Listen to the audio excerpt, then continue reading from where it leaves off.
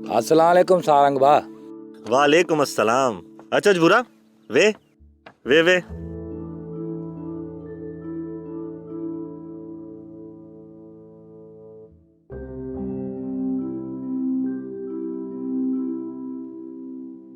सारंग भा तो के शाबस हुजे, शाबस हुजे। छो छा थियो भूरा एडी मायारू छो तो नी? ए सारंग भा तो असां के पिंड किना ना समझो तॾहिं असां का धार थे न। भूरा ही तू छा पियो चई? ए सारंग भा असीं पिंड मंझि भले सगा ॿाहिरि कीन हुआसीं पर ॿिया माण्हू असांजी हुब ॾिसी असांजो मिसाल था ॾियनि ऐं तूं असांखे ईअं छॾे हलियो आहे। भूरा हिन में मुंहिंजो को बि ॾोह कोन्हे। सारंग भा ए तो जो ॾोह कीने त कंहिंजो आहे? इहे सभु कम तुंहिंजी भेण जा आहिनि। मूंखे उन ई मजबूर कयो त असीं धार थियूं। पर सारंग भा तूं भले चाहीं त हुन खां पुछी ॾिस, इन में मुंहिंजो को बि कसूर न आहे। चङो सारंग भा तो जी मर्जी। बाक़ी सोरईअ जी जुदाई मूंखे रहण जहिड़ो कीने छॾियो। हा भूरा हिन ॻाल्हि जो असांखे बि ॾाढो अफ़सोस आहे।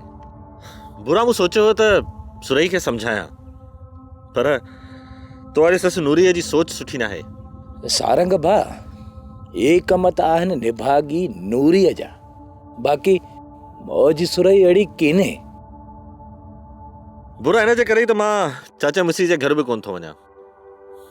तो वारी ससु त अची ॾाॾे वारे काके पटेल जो बि हया न कयो।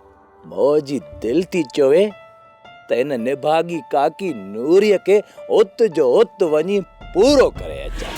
न भूरा न, ईअं कॾहिं बि न कजां। सबुर खां कमु वठ। सबुर करण वारे माण्हूअ जी हमेशह जीत थींदी आहे। चङो सारंग भा हाणे हलां थो बाकरिन जे लाइ चारो बि करणो आहे। ठीकु आहे। अस्सलाम वालेकुम। वालेकुम अस्सलाम।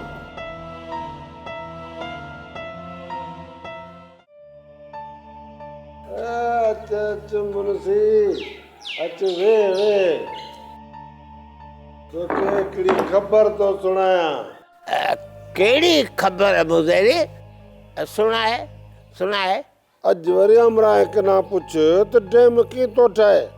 हा ठाहींदा पर मोह जो नालो बि चले सर खाने।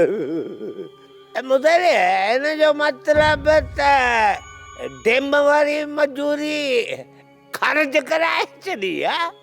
ए मुंशी एक धक में ही सॼो कम तेतर बेतर थी वियो। सोप सीरियल सारंग जा तमाम एपिसोड्स ॾिसो HD क्वालिटी में। विजिट करियो असांजो YouTube channel Sindh TV HD drama. Subscribe कयो असांजो official YouTube channel Sindh TV HD drama ऐं वधीक अपडेट लाइ बेल आइकन खे क्लिक करियो।